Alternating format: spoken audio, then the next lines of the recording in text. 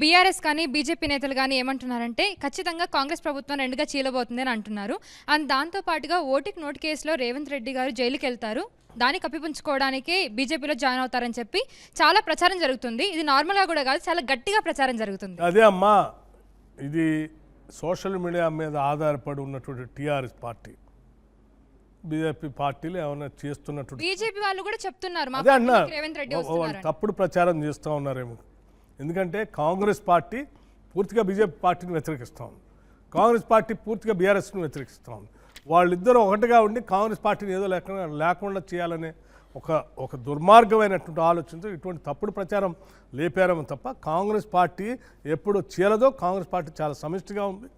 ఈ 5 ఏళ్ళు కాదు, రాబోయే 5 ఏళ్ళు కూడా కాంగ్రెస్ పార్టీ పాలన చేస్తుంది. అదేళ్ళు కూడా సీఎం రేవంత్ నేనే ఉంటానని ఏ కాన్ఫిడెన్స్తో చెప్పారంటారు? గతంలో ఎప్పుడు కూడా ఏ సీఎంలు కూడా కాంగ్రెస్ పార్టీ నిర్ణయించేది డిసైడ్, కానీ అతను ప్రత్యక్షంగా చెప్పడం జరిగింది. 10 ఏళ్ల పాటు కూడా తానే సీఎం అని రేవంత్ చెప్పడం జరిగింది. అవును, తప్పే ఉంది. మీరు అడిగారు, మీరు అడిగితే ఎస్ నేను ఉంటా, మా ప్రభుత్వం ఉంటుందని చెప్పాడు. తప్పే ఉంది. మా ప్రభుత్వంతో పాటు 10 ఏళ్ళు నేనే సీఎంగా ఉంటానని చెప్పడం. పార్టీ నిర్ణయం చేసినంతకాలం అతనే ఉంటాడండి. పార్టీ నిర్ణయం చేయకుండానే 10 ఏళ్ళు తానే సీఎం అని కూడా చెప్పడం. మీరు సందర్భోచితంగా ఆ రిఫరెన్స్ టు ద కంటెస్ట్, ఆ అడిగినటువంటి ప్రశ్నకి అనుగుణంగా ఆ రోజు సమాధానం చెప్పాడు. As a confidence, what's wrong in it? Okay, Komatireddy లాంటి వాళ్ళు కూడా చెప్తున్నారు మరో 10 ఏళ్ళు రేవంత్ రెడ్డి ఉంటారు అని. అంటే ఇక సీనియర్లకి అవకాశాలు లేవే కాంగ్రెస్లో? ఎవరు ఒక్క నిమిషం అండి, ఒక్క నిమిషం. నాకు తెలిసి కాంగ్రెస్ పార్టీలో ఉన్నటువంటి మంత్రులు కానీ నాయకులు కేవలం పదవి ఆశ ఆకాంక్షతో ఉన్నటువంటి వాళ్ళు కాదు. గవర్నమెంట్ తీసుకొచ్చి ఈ గవర్నమెంట్ ద్వారా ప్రజలకు మేలు చేయాలనేది మా అందరి ఆలోచన. సో మేము డెఫినెట్గా పాలసీ మేకింగ్లో ఈ వచ్చిన ఆదాయాన్ని ప్రజలకు పంచి కార్యక్రమంలో సంక్షేమ కార్యక్రమాలతో పాటు రాష్ట్ర అభివృద్ధి కోసం ఏ రకంగా మనం కాంట్రిబ్యూట్ చేస్తున్నాం అనేదే మా ప్రధానమైన ఎజెండాగా ఉంటుంది తప్ప నేను ముఖ్యమంత్రిగా ఉన్నానా, మంత్రిగా ఉన్నానా, ఉప ముఖ్యమంత్రిగా ఉన్నానా, it is not our priorities. నేను ఒక క్వశ్చన్ మళ్ళీ రిపీట్ చేశాడు. ఈ మార్పు ఎప్పుడు కాంగ్రెస్లో చూడని ఈ మార్పు ఎందుకు ఇప్పుడు కనిపిస్తుంది, తెలంగాణలో కనిపిస్తుంది? అది కాంగ్రెస్ సీనియర్ నేతలు వచ్చిన మార్పా, లేకపోతే సర్దుకుంటూ వెళ్ళిపోతున్న రేవంత్ రెడ్డి? స్టార్టింగ్లోనే చెప్పాను, ఇది కాంగ్రెస్ పార్టీలో ఉన్న నాయకత్వం అంతా సమిష్టిగా మన ప్రజలకి ఈ తెలంగాణ ఇచ్చిందే ఇక్కడ ఉన్నట్టు నిరుద్యోగ యువతకి మేలు చేయాలని, తెలంగాణ ఇచ్చిందే ఈ రాష్ట్ర ప్రజలకి అటు గోదావరి కృష్ణానది వృధాగా పోతున్న నీళ్ల ద్వారా ప్రాజెక్టుల ద్వారా నీళ్ళు ఇవ్వాలని, తెలంగాణ ఇచ్చిందే రాష్ట్ర ప్రజలు సెల్ఫ్ రెస్పెక్ట్తో సెల్ఫ్ గవర్నెన్స్ చేసుకుని ఇక్కడ భావస్వేచ్ఛతో బతికేటువంటి ఒక ప్రశాంత వాతావరణాన్ని ఇవ్వాలని ఆలోచనతో ఇచ్చాం. ఆ లక్ష్యాలు నెరవేర్చడం కోసం మనం అందరం సమిష్టిగా కలిసి పనిచేసి ప్రభుత్వాన్ని తీసుకొచ్చి అందించాలనే లక్ష్యంతో సహజంగా కాంగ్రెస్ నేతలు హైకమాండ్ ఆరోపణ చేస్తుండేవారు, ఈ పిసిసి అధ్యక్షుడు లేదంటే ముఖ్యమంత్రి కలుపుకుని వెళ్ళట్లేదని. కలుపుగోలుతనంలో రేవంత్ రెడ్డికి మీరు ఎన్ని మార్కులు వేస్తారు 1 నుంచి 100 వరకు? ఇక్కడ అందరిని సంపూర్ణంగా అందరిని కలుపుగోలుతనంలో రేవంత్ రెడ్డికి మీరు ఎన్ని మార్కులు వేస్తారు 1 నుంచి 100 వరకు? నేను చెప్తున్నాను కదా, అందరినీ నాయకత్వం కలుపుకొని ముందుకు తీసుకొని వెళ్తా ఉంది. ఎక్కడా కూడా కలుపుకొని పోకుండా చాలా డెమోక్రటిక్గా we are discussing everything and we are doing it. Right, Prasad మిమ్మల్ని క్వశ్చన్ అడగాలనుకుంటున్నాను సార్. ఇది మీకు పర్సనల్కి సంబంధించింది. ఉమ్మడి ఆంధ్రప్రదేశ్లో డిప్యూటీ స్పీకర్, తర్వాత పిసిసి వర్కింగ్ ప్రెసిడెంట్, ఇప్పుడు డిప్యూటీ సీఎం. కేవలం డిప్యూటీకే పరిమితం అవుతున్నారు. మీకు ఎప్పుడు బాధ అనిపించలేదా? అరే స్పీకర్ అవ్వలేకపోయా, సీఎం అవ్వలేకపోయా, పిసిసి ప్రెసిడెంట్ అవ్వలేకపోయా అని? అన్ని డిప్యూటీయే. నేను I believe in working for the party and the role which he has given to you, you do it with total commitment. So నేను ఆ పాత్రను నేను న్యాయం చేస్తున్నా లేదా అనేది నా ముందున్నటువంటి సవాల్. సో నా పార్టీ ఏ బాధ్యత చెప్పినా దాన్ని సంపూర్ణంగా న్యాయం చేసుకుంటూ ముందుకెళ్తాను. సార్, కాంగ్రెస్ పార్టీలో ఇప్పుడున్నటువంటి అధికారంలో సెకండ్ పొజిషన్లో ఉన్నారు డిప్యూటీ సీఎంగా. అలాంటి డిప్యూటీ సీఎం తన భార్యకు టికెట్ ఇప్పించుకోలేకపోయారు, ఎంపీ టికెట్. నేను అదే మళ్ళీ చెప్తా ఉన్నాను, పార్టీలో టికెట్లు ఇవ్వటం అనే అంశం కానీ బాధ్యతలు అప్పచెప్పటం అనే అంశం కానీ వ్యక్తులపై ఆధారపడి ఉండదు. పార్టీ విల్ డిసైడ్ ఏది అవసరం, ఎవరికి ఏది ఇవ్వాలనేది పార్టీ విల్ డిసైడ్. ఆ పార్టీ డిసైడ్ చేసిన దాన్ని అమలు చేయటమే మా అందరి బాధ్యత. ముఖ్యంగా నేనైతే ఐ బిలీవ్ ఇన్ దాట్. కానీ మీరు పార్టీకి ఏ బాధ్యత ఇచ్చినా న్యాయం చేస్తానని మీరు అంటున్నారు. మీరు ఎలక్షన్ల ముందు కూడా ఆదిలాబాద్ నుంచి ఖమ్మం దాకా పాదయాత్ర చేశారు. పార్టీ విజయంలో కీలక పాత్ర పోషించిన మీకు పార్టీ న్యాయం చేసింది అనుకుంటున్నారా, అన్యాయం చేసిందా? న్యాయం చేసింది అనుకుంటున్నాను. న్యాయం చేయకపోతే నాకు డిప్యూటీ సీఎం ఇచ్చి, ఫైనాన్స్ మినిస్టర్ ఇచ్చి, ప్లానింగ్ ఇచ్చి, పవర్ ఇచ్చి, రాష్ట్రానికి కావాల్సినటువంటి మేము ఇచ్చిన గ్యారంటీస్ కానీ కానీ మీకు మేము ఇచ్చిన ముఖ్యమంత్రి అయ్యే గ్యారంటీస్ అర్హత కానీ మీకు ఒక్క లేదా? నిమిషం ముఖ్యమంత్రి మీరు అయ్యే అడిగిన అర్హత మీకు ప్రశ్నకి లేదా? You to allow me to answer.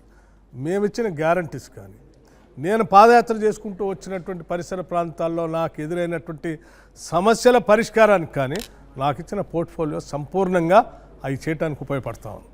Bhatti గారు, ఖమ్మంలో ఎన్ని గ్రూపులు? ఇవాళ ఫైనాన్స్ మినిస్టర్ ఇవ్వటం వల్ల ఇవాళ నేను ఇల్లు లేనటువంటి వాళ్ళకి కావాల్సిన బడ్జెట్ని నేను సమకూర్చగలుగుతాను. ఫైనాన్స్ మినిస్టర్ ఇవ్వటం వల్ల ఉద్యోగాలు లేనటువంటి నిరుద్యోగ యువకుల కోసం ఆలోచన చేయగలుగుతున్నాను. ఫైనాన్స్ మినిస్టర్ ఇవ్వటం వల్ల backward classes, weaker sections, tribes, లేకపోతే హ్యావ్ నాట్స్ ఇంకెవరున్నారో వాళ్ళందరికీ ఏం చేస్తే వాళ్ళ జీవితాల్లో మేలు జరుగుతుందో వాళ్ళ కోసం ప్లాన్ చేయగలుగుతున్నాను. నా పాదయాత్రలో ఎదురైన అనేక సమస్యలకి నా ఈ పదవి ద్వారా నేను ఒక పరిష్కారం చూపించడానికి అద్భుతమైన అవకాశం నాకు కాంగ్రెస్ పార్టీ ఇచ్చిందని నేను చాలా సంతోషంగా ఉన్నాను. I will try to do that. కానీ మీరు మీ కుటుంబం దశాబ్దాలుగా కాంగ్రెస్ పార్టీలో ఉన్నారు, చాలా కష్టపడుతున్నారు. మీరెందుకు సీఎం అభ్యర్థి అని కాంగ్రెస్ అధిష్టానికి అనిపించలేదు? కాంగ్రెస్ పార్టీ ఎవరిని ఎప్పుడు ఏం చేయాలనేది పార్టీ నిర్ణయం చేస్తుంది. నాకే చేయాలనేది ఉంది. ఎవరికైనా చేయొచ్చు కదా, అట్లా ఎవరైనా అనుకోవచ్చు కదా. అందరూ మీకు అర్హత లేదని మీరు అర్హత లేదని నేను అనుకోవట్లేదు. మా పార్టీలో ఉన్న ఈరోజు మంత్రులుగా పనిచేసిన వాళ్ళు కానీ, లేదా పార్టీలో చేసిన మిగతా సీనియర్లు కానీ అందరూ ఎలిజిబిలిటీ క్రైటీరియా ఉన్నటువంటి వాళ్ళే. They are all matured leaders. That is the asset of the Congress party. కానీ భువనగిరి ఉదాహరణ మీరు టీఆర్ఎస్ తీసుకున్నారని, KCR minus KCR, nobody is there.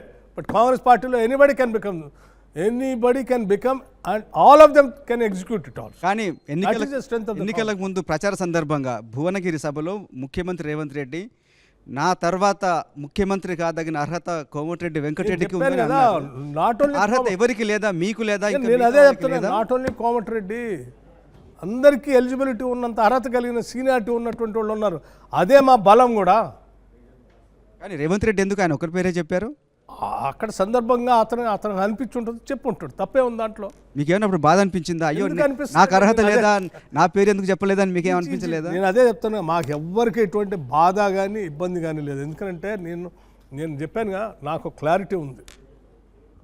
Right. రాజకీయాల్లోకి వచ్చింది కూడా ఒక పర్పస్ కోసం వచ్చాను. అంటే నేను అనుభవించినటువంటి ఇబ్బందులు కానీ, సమస్యలు కానీ ఈ రాష్ట్రంలో ఉన్నటువంటి మిగతా ప్రజలు ఎవరు అనుభవించకుండా ఉండే విధంగా ఆ చట్టసభల్లో పోతే చేయగలవనే నమ్మకంతోనే నేను అసెంబ్లీలోకి వచ్చాను. ఏంటి మీరేమి అటువంటి అవకాశం ఈరోజు నాకు డిప్యూటీ సీఎంగా, ఫైనాన్స్ మినిస్టర్గా అవకాశం వచ్చింది.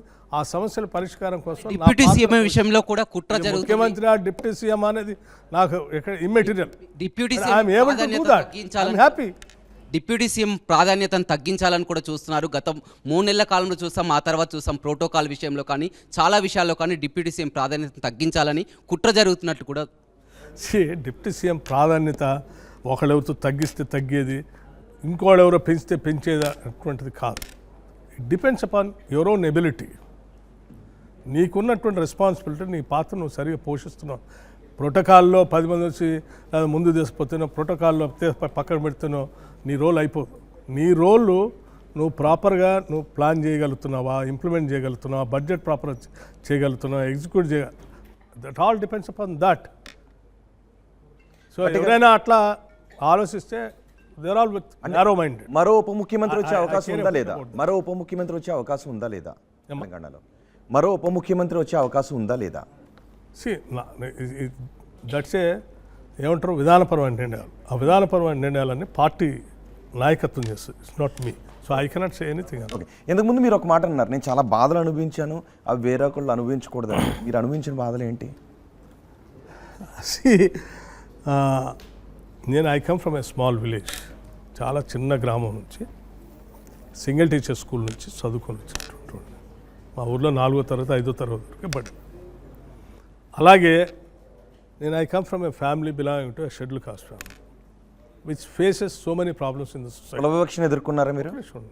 Not only me, it is a part of the society. నేను ఇండివిజువల్గా ఎదుర్కోవటం అనేది కాదు, పార్ట్ ఆఫ్ ద సొసైటీ. వాటన్నిటిని రిఫార్మ్స్ చేయాలనే ఆలోచనతో ఉన్నటువంటి వాడిని. అట్లాగే ఆర్థికపరమైనటువంటి అవసరాలు అందుకోలేనటువంటి వాళ్ళు పరిస్థితిలో ఉన్నటువంటి వాళ్ళు చాలామంది ఉన్నారు. విక్రమార్క గారు, నేను ఒక క్వశ్చన్ స్పష్టంగా ఇవన్నీ అడగాలనుకుంటున్నాను. చేయాలనే ఎదుర్కొన్నారా? ఆశ, ఆలోచన నాకు. మీరు కుల వివక్షను 100% ఎదుర్కొన్నారా? చేస్తాను. మీరు ఆ చిన్న విలేజ్లో కుల వివక్షను ఎదుర్కొన్నారు. One thing I will tell you, ఈ దేశంలో ఈ సమాజంలో ఇట్ మ్యాటర్స్ ఎవ్రీవేర్.